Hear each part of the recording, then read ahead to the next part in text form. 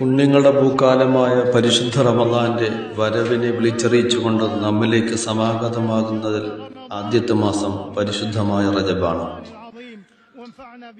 ദുആഇന് ഉത്തരം ഉറപ്പാക്കുന്നതും അമലുകൾക്ക് വണ്ണമായ പ്രതിഫലവും മഹത്തുക്കൾ വാഗ്ദാനം ചെയ്യുന്ന 5 രാവുകളിൽ ഒന്നും റജബിന്റെ ആദ്യത്തെ രാവാണ്.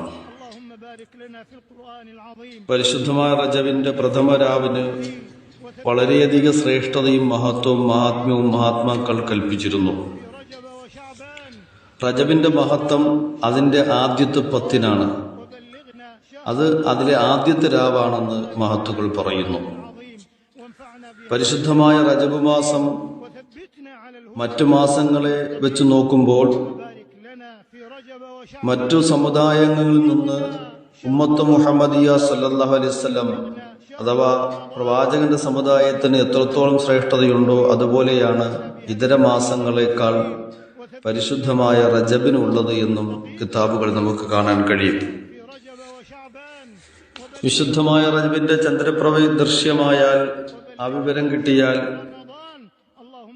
മറ്റു ദുആകളും പ്രാർത്ഥനകളും നടത്തുന്നതിനോടൊപ്പം തന്നെ സൂറത്ത് മുൽക്കിനെയും ഓതൽ മഹത്വമുള്ളതാണ്. അതുപോലെ ഈ പ്രഥമ രാത്രിയെ പ്രത്യേകിച്ച് ഇബാദത്തുകൾ കൊണ്ട് ധന്യമാക്കുകയും പ്രവാചകർ സല്ലല്ലാഹു അലൈഹി വസല്ലമ റജബ് മുതൽ പ്രാർത്ഥിച്ച പ്രാർത്ഥനയും പതിവാക്കലും വളരെ ശ്രേഷ്ഠതയുള്ളതാണ്.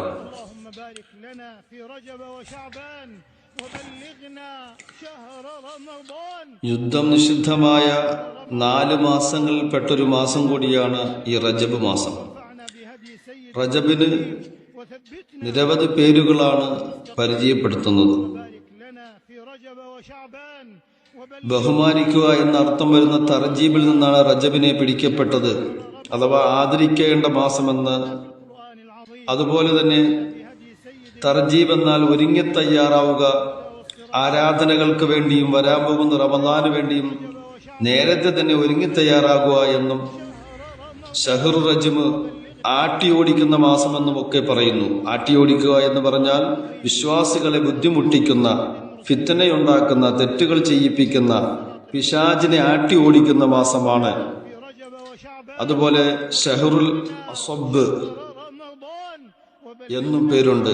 വിശ്വാസികൾക്ക് അള്ളാഹുവിന്റെ കരുണയും കാരുണ്യവും ധാരാളമായി വർഷിക്കുന്ന, വണ്ണമായ പ്രതിഫലങ്ങളും ബഹുമാനങ്ങളും ബഹുമതികളും ചൊരിയുന്ന പുണ്യമാസം നോക്കെ ഇതിനർത്ഥമുണ്ട്. അതുപോലെ ഷഹറുൽ അസമ്മ് മൗനത്തിന്റെ മാസമാണ്. ഇത് ഹദീസിൽ വന്നതാണ്.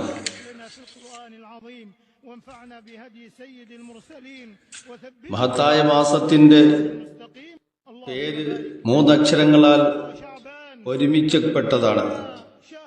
റജബ് എന്നതിലെ റാ ആദ്യത്തെ അക്ഷരമാണ് റാ റഹ്മത്തുല്ലാഹി, അള്ളാഹുവിന്റെ കാരുണ്യം എന്നതിന്റെ ഷോർട്ട് ഫോമാണ്.